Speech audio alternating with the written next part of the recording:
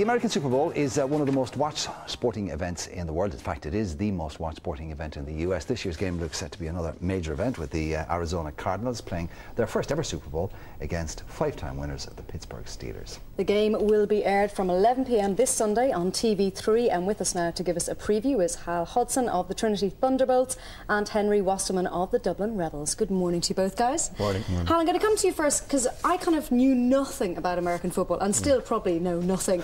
But when I was out in America, when I was living in America, I loved the Super Bowl because it's the only thing I could compare it to. I was saying to Mark this morning was like when Ireland was in the World Cup in Italy. There is fever for it. People go crazy for it. So for people at home who don't know much about it, can you kind of explain what's going to happen on Sunday night? Okay, well, it's kind of like a giant festival, really, all across America. Pretty much, half of the whole American population will be tuning in, and there'll be a huge build-up. The game starts late, build-up from 7. Bars, clubs, everything will be focused on the Super Bowl, and I don't really know what to compare it to. Maybe the All-Ireland final, something like that. But yeah, it's just a huge event, and I don't know, it's more of, it's almost not even about the sport anymore, I feel. It's more about the event, and of course it's a lot about sponsorship. You've got your ad breaks every 30 seconds. Aren't they the most expensive ad breaks in the world, I think, if you want to advertise in those minutes? I think they are. I'm not sure exactly, but I'm sure they're up there, yeah. It is about celebrating the event. It isn't actually about the game, because traditionally the Super Bowl game tends to be pretty one-sided, and although there have been a few close ones, interestingly, this year we might get a pretty decent one. I know that Henry, that the Steelers would be, I suppose, rampant favourites for it because of their history. But the Cardinals, who were formerly the St. Louis Cardinals, they're the oldest franchise in American football, are they? And this is their first appearance. I don't believe they're the oldest, but they're one of the founding. Haven't won a Super Bowl ever, and they do have a good chance this year.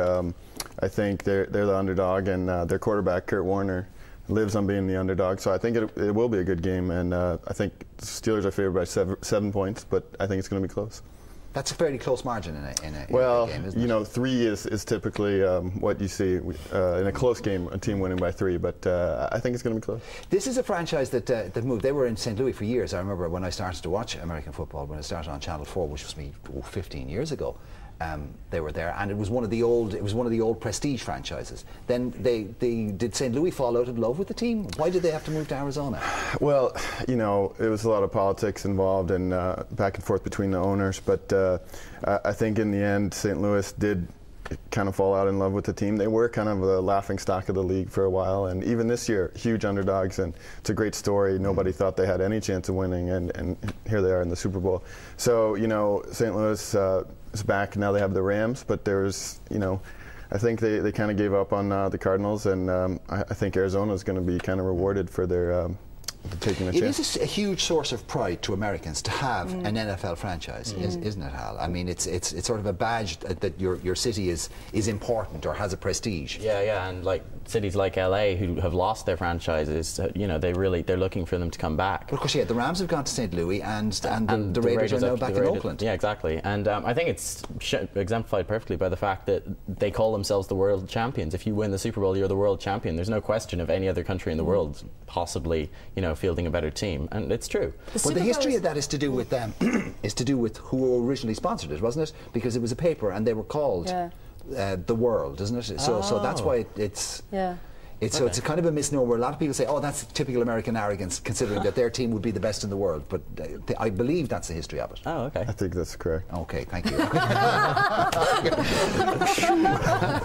But it is quintessentially American. It's quite a good parallel that you drew with the All-Ireland, because no one else does this. This is yours. This is America's thing, and it is fantastic fun to watch, even because the game is quite complicated, actually. But if you bring like the real basics of rugby to it, you can just about get your head around it. Yeah. That was my, that's how I worked it out, kind of thing. You can follow who's winning and who's losing. Yeah. But it is the pomp and ceremony all around it. Like, there's always a big deal about who's going to sing at half-time. Do we know who's singing this year? Springsteen. Is it Springsteen? It is Springsteen. Wow, okay. Yeah. So there's always some... But he has a new album, so it's the biggest platform he's going to get this year. I mean, I don't know what... Now, I'm sure there must be politics involved in who gets to play. There must be. Oh, I'd say so. I'd say it's the same kind of deal as the ad breaks. Yeah. Definitely big politics going on in there. Yeah. Okay, you both obviously play the game. So in terms of who you would be backing or shouting for on the night, who will you be plumping for? I'm going for the Cardinals. Really? They're the underdog. They've got a powerful offense, and I think just like there was in Philly a couple of weekends ago, I think there's it was in Arizona, but I think there's going to be an upset. I think the Cardinals are going to, that offense is going to come out running. Kurt's going to get the ball off before the Steelers' aggressive defense can get to him, and I think they're going to put some points on the board. And this will be the first time they've ever won a Super Bowl if they do it. That's right. How big a deal is that? I mean, it's a huge deal. I guess a comparison from baseball, I grew up on the East Coast, and Boston Red Sox hadn't won for ages, and they just won the World Series a couple of years ago. But the entire city is just waiting for years and years, and you have 90-year-old people who have been going to the stadium forever, and they're just waiting for their team to be the best. And in Arizona, they're a newer team, but I think you'll see people saying, I've been waiting for this day for 20, 40, 30, 40 years. Wow. It makes the franchise as well, too, of course, and it makes it so much easier for them to attract better in the draft. People will want to go to the Cardinals. The only thing is that in traditional terms, very hard to see past the Steelers, because what? They've won 5 or 6, is it? They've won 5, and they're going for their 6th, which would be... And they were the dominant team of the 70s, right. And they play a particular type of I don't know, is it blue-collar football? It's tough, it's hard, it's kind of the working man's team. I've heard it said that that's the way football is supposed to be played by guys on our team, and so that's why they're going for them, because they played football right. And Henry, who do you think is going to win?